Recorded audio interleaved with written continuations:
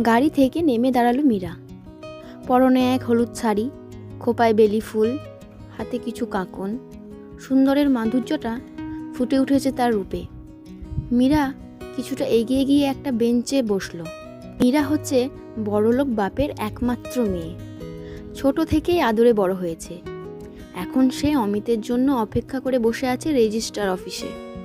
বারবার কল করে যাচ্ছে অমিতের নাম্বারে, কিন্তু বারবার আনরিচেবল বলে যাচ্ছে। The number you are trying to call is currently not reachable. Please try again later. Ma'am, আপনি কি রেজিস্টারের পেপারগুলো এখন সাবমিট করতে চাইবেন? কেননা এখন কোনো কাপড় নেই, সো আপনি চাইলে সাবমিট করতে পারেন, নইলে আমি লাঞ্চের জন্য বাড়ি যাই। আমার বয়ফ্রেন্ড তো এখন এসে পৌঁছায়নি, তাহলে আপনি না হয় লাঞ্চটা করে আসুন। ঠিক আছে, আপনি তাহলে অপেক্ষা করুন, আমি আসি। রবি এই বলে সেখান থেকে চলে যায়। মীরা আবার কল করে অমিতকে, কিন্তু একেবারেও তাকে কলে পায় না। অমিত তাকে বলেছিল সে যেন রেজিস্ট্রার অফিসে চলে আসে। আজ তাদের বিয়ে হওয়ার কথা। তাদের পরিবার তাদেরকে মেনে না নেওয়ায় তারা কাউকে কিছু না জানিয়ে বিয়ে করার সিদ্ধান্ত নেয়। কিন্তু অমিত তো এলো না। তাহলে কি সে আর আসবে না, নাকি তার কিছু হলো? মীরা আর কোনো কিছুই ভেবে ঠিক করতে না পেরে এইসব ভাবতে ভাবতে রবি চলে আসে সেখানে। ম্যাম, আপনি একা বসে আছেন? আপনার বয়ফ্রেন্ড আসেনি? মীরা অন্যদিকে চেয়েই বসে থাকে, কোনো কথার উত্তর দেয় না। বুঝতে পেরেছি।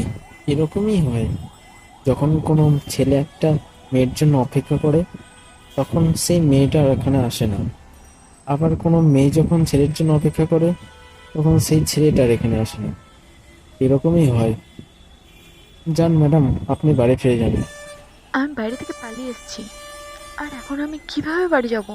আরে আপনি এত কিছু ভাববেন না, সন্তানেরা তো ভুল করেই থাকে। মা বাবা কি আর সন্তানকে ছেড়ে থাকতে পারেন? যান, বাড়ি ফিরে যান। না, এখন আমি আর ফিরে যেতে পারবো না। আমার বাবা আমাকে নিজের মেয়ে বলে আর মেনেই নিতে পারবে না। তাহলে কি করবেন? আচ্ছা, এখানে কি কোনো ভাড়া বাড়ি পাওয়া যাবে? আপাতত আজকের দিনটার জন্য, তারপরে পরের দিনটার কথা ভেবে নেব। এখানে তো সেরকম কোনো বাড়ি ভাড়া পাওয়া যায় না। তাছাড়া এই পরন্তরতে হুট করে কোথায় যাবেন আপনি? মীরা কিছু বলে না, শুধু চুপ করে বসে থাকে। আচ্ছা, কিছু যদি না ভাবেন তাহলে এখন আপাতত আমার বাড়ি চলুন, পরে তখন কিছু একটা ভাবা যাবে। আপনার বাড়ি? বেশ কিছু না ভেবে চলুন তো, দেখে তো মনে হচ্ছে কিছুই খাওয়া দাওয়া হয়নি। চলুন, আর দেরি করবেন না। মীরা আর কোনো উপায় দেখতে না পেয়ে রবির সাথে রবির বাড়িতে গেল। কিছুক্ষণ পর তারা বাড়ির সামনে চলে আসে। মা, মা, দরজাটা খোলো। হ্যাঁ, আসছি।